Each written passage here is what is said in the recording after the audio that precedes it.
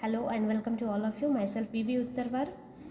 Today I am going to tell you about the physiology and biochemistry of some fruits and vegetable. So this is our next class of post harvest management of fruits and vegetables. So one by one we'll see the content of the presentation, that is the introduction, then physiological development stages. After that we'll see about what is meant by respiration, and according to that what is meant by climateric fruit and non-climateric fruits. Then the biochemistry of respiration, aerobic and anaerobic respiration, some RQ and factors affecting rate of respiration, and at last there is a transpiration. So let us introduce the topic. So we all know fruits and vegetables alive after harvest. That means they continuously respire till date after the harvesting process. So they take oxygen and the giving of carbon dioxide and heat, and also they transpire. So while attached to the plant, losses due to transpiration and respiration are replaced by the flow of sap, which contains water, photosynthesis and minerals. These functions continue even after harvest. So that is a basic term we know all of us. And since the produce is now removed from its normal source of H2O, photosynthesis and minerals, the produce entirely depend on their own food reserve and moisture content. That means whatever the content present in the food or that fruit, so that is going to be used in the respiration process, but when it is harvested. So therefore losses of respirable substrate and moisture are not made up and deterioration has commenced. So produce are perishable. So they are going to use their own food material. So we'll see one by one what are the different physiological development stages. So first there is a growth, then there is a maturation, and after that there is a senescence. So this is a common life period of any fruit and vegetable. But in case of fruits, there is a one more step is present, that is a ripening. Okay, so growth, maturation, and the third step, that is a ripening, and after that there is a senescence. Senescence is nothing but the finally death of the tissues and that fruit. So one by one we'll see for what is meant by growth. So growth involves cell division and subsequent cell enlargement, which accounts for the final size of the produce. So from flower it turns to the fruit and slowly it going to be enlarged. Then there is a maturation. So usually it commences before the growth ceases and includes different activities in different commodities. Growth and maturation are often collectively referred to as a development phase. So whatever the cells they are going to be developed in growth phase, then they are going to be divide and multiply in growth phase. But in case of maturation process, so they are maturing. Okay, so that's why there is a next name, that is a maturation. After that the next step, that is a ripening and senescence. So what is meant by ripening? So ripening is a phase of qualitative change. Keep in mind it is a qualitative change in fruits which occur in fruits particularly after completion of maturation, during which the fruit become acceptable for consumption in terms of taste and flavors. Ripening occurs during the later stages of maturation and is the first stage of senescence. So senescence start at the end of ripening. That means the fruit going to be dead after ripening. So the senescence is defined as the period when synthetic, nothing but the anabolic biochemical process gives way to degradative catabolic process, leading to aging and finally death of the tissue. In simple way, what is meant by senescence? Simply whatever the synthetic biochemical process up to up to ripening, there was only synthetic process is carried out. Some acids are synthesized in the ripening process, then starch convert into sugar. In cell development and maturation, there is a multiplication of cell. So all these are process, nothing but they are synthetic process. But in senescence, these synthetic process they are stops and it gives way to degradative process, means whatever synthesized that is going to be degrade. So finally there is a aging, nothing but the shriveling of fruits. As you can see in the image, the senescence, the last fruit, that is mango, which is a dark yellowish and shriveled product. So and there is a finally death of tissue. Nothing but there is a finally deterioration is carried out. Normally, development and maturation process are completed before harvest, and the completion of the stage is referred as a maturity. But depending upon the nature of the produce and the desired characteristics in the particular fruit and vegetable, stage of maturity differs. So, according to use, there is a maturity or stage of maturity is differentiated. So sometimes in fruits like mango, it helps to attain the full stage of maturation to develop the characteristic flavor and taste. While in vegetable like okra, bean, drumstick, it should not mature fully when it becomes fibrous and unpalatable. Similar terminology may be applied to the vegetables and flower, except that the ripening stage does not occur. Vegetables are harvested over a wide range of physiological ages, that is, from a time well before the commencement of maturation through the commencement of senescence. It means the requirement, on the basis of requirement they are harvested, and on the basis of their two terms, that is physiological maturity and horticultural maturity. What is meant by physiological and horticultural maturity we'll see in our coming slides. So in this diagram you can see, so the arrow is showing that is maturity, growth and the development phases. So the first, there is a initiation, then there is a development, and at last there is a death. But in case in between development and death, there is a ripening process. So one by one the steps are given, that is maturation, then physiological maturity, ripening and senescence. So generally vegetables, they are separated or harvested at the physiological maturity, because there is a no ripening process in case of vegetables like a leafy vegetable. Okay, so at their physiological maturity they are going to be harvested. And what is commercial maturity? Commercial maturity is nothing but the produce when we are going to use that. So in case of I will give you a simple example of mango. What is a physiological maturity and commercial maturity? So in case of mango, when they are green, okay, fully matured and developed green mangoes, so at that time they are physiological matured. Also they are commercially matured. We can use them either at a green stage for the pickle purpose, but when they are fully ripened, so that is also second, that is a commercial maturity. So like that the fruits and vegetables, they are categorized under physiological maturity and commercial maturity. So here some example are mentioned, that is stems and leaves when they are commercially matured, that is asparagus, celery, then the lettuce, cabbage, then inflorescence like artichoke, broccoli, cauliflower.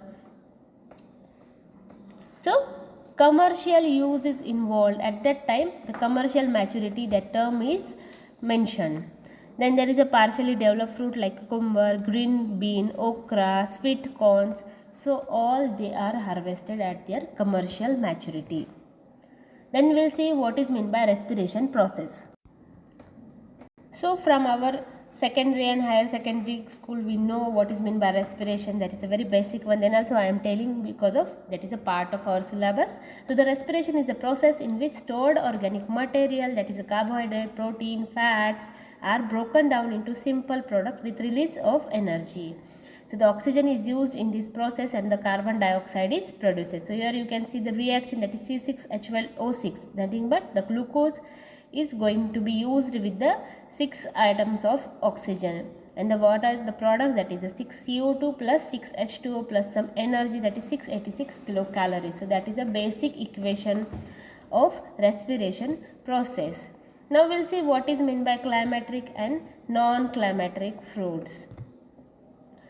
So if the respiration rate of fruits and vegetable is measured as their oxygen consumed and CO2 evolved during the course of development, maturation, ripening, senescence period, a characteristic respiratory pattern is observed.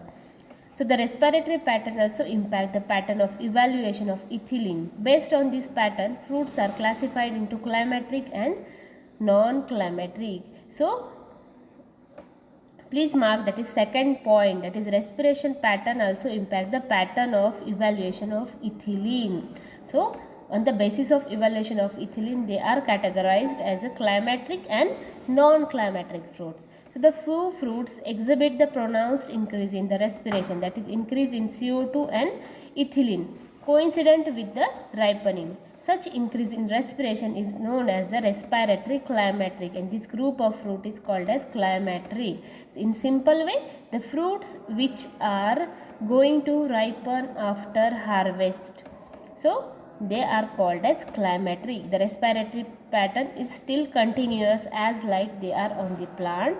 So there is a development of ethylene, and due to development of ethylene, the fruit is going to be ripen even after harvesting. So some example of climacteric fruits are mentioned, that is banana, peach, then apple, tomatoes, and some melons, that is musk melon is mentioned here. So that is nothing but the climacteric type of fruits. The second, that is a non-climacteric type of fruit. What is meant by non-climacteric fruits? So the fruit and vegetables which generally not vegetable in case of fruits, so which do not follow the climacteric pattern or respiratory climacteric pattern of the fruits, that is nothing but non-climacteric fruits. So examples are mentioned here, that is citrus fruits, then grapes, strawberries. So such type of fruit, they do not they do not ripen even after harvesting. So such fruits are called as non-climacteric fruits. They ripe only on plant. So we will see what is meant by what are the difference in between climacteric and non-climacteric fruits. So normally they ripen even after harvest, and non-climacteric fruits, that is a fruit does not ripen after harvest, as I explained in our previous slide. So the quality of fruit changes drastically after the harvest, characterized by the softening, change in color and sweetness. In case of non-climacteric fruits, the quality do not change significantly after harvest except little softening. So that is nothing but the part of the aging of fruit and senescence period. In climacteric fruit, they exhibit peak in respiration, as vice versa non-climacteric fruit do not exhibit such a peak in respiration. More ethylene is produced in case of climacteric fruit. Here little or no ethylene produced. In case of non-climacteric, even ethylene is produced, but that does not affect the ripening process of non-climacteric fruits. So there is a decrease in internal oxygen concentration in climacteric fruit, and in case of non-climacteric, the more oxygen concentration is varied. Some example are mentioned in climacteric and non-climacteric fruit. They already I have said. So here you can see the pattern of respiration of climacteric and non-climacteric fruit. So here you can see the first graph, that is showing about cell development, that is different physiological development stages. So on x-axis there is a different physiological stages are mentioned, and on y-axis the gas production rate is mentioned. So the first, that is a green portion, that is mentioned in cell division, then there is a cell enlargement, and the red portion, that is nothing but ripening, and at last there is a brown portion is nothing but senescence. So in case of ripening process, you can see the ethylene production, there is a peak in ethylene production, and there is a slightly increase in respiration rate also. So because of that, the climacteric fruit, they get ripen even after harvesting. But in case of non-climacteric fruit, you can see the graph, the respiration rate as well ethylene rate, both are decreasing slow by slope from cell division to the senescence. So that is they are not affecting the ripening process. In second graph, you can see the climacteric respiratory pattern of the fruits, that is avocado, banana, pear, apple. So all these are going to affect by the respiration process. Then next point, that is aerobic and anaerobic type of respiration. So the respiration can take place with or without oxygen. In presence of oxygen, it called as aerobic respiration, while in the absence of or limited availability of oxygen is called as anaerobic respiration. Both aerobic and anaerobic respiration yield energy. However, anaerobic respiration is undesirable in fruits and vegetables because it results in the off-flavor development due to formation of fermentation products like ethanol, some acetaldehydes, Sometimes this anaerobic respiration is also vital in case of alcohol production or when we want to produce a alcoholic product from the fruits. So at that time the anaerobic respiration is enhanced more. Then what is meant by RQ? That is nothing but the respiratory quotient. It is nothing but the measure of ratio of the volume of carbon dioxide produced to the volume of oxygen consumed. So this relationship is important in measuring respiration of the gas exchange. Next point, that is the different factors affecting the rate of respiration. So these are given as follows, like a temperature, pH, gas composition in ambient and within the cell, then the moisture content of the tissue, some wound or injury to the fruits, stage of development of tissue or the stages of harvesting, surface area to the volume of the produce, pre-harvested treatments and pH measured, pH method employed, then the chemical composition of tissue. At last there is a presence of natural coating on the surface. So some listed points which are external as well as internal factors going to affect the rate of respiration. At last there is a transpiration process. So the transpiration is a physical process in which high amount of water is lost from the produce, which is a main cause of deterioration. That is a relative humidity of the fruit or vegetable is going to be decreased in the high transpiration rate. So this exchange of water vapor is produced is carried through the cuticle, epidermis cells, stomata and hairs of produce. The produce stored at high temperature will have a high transpiration rate. When the harvested produce loses 5% or more of its fresh weight, it begins to wilt and soon become unusable. So in case of vegetable, this is carried out more means frequently. Water loss also cause loss in quality such as reduced crispiness and other undesirable changes in color, palatability and loss of nutritional quality. Also it affects on the size or appearance of the fruits.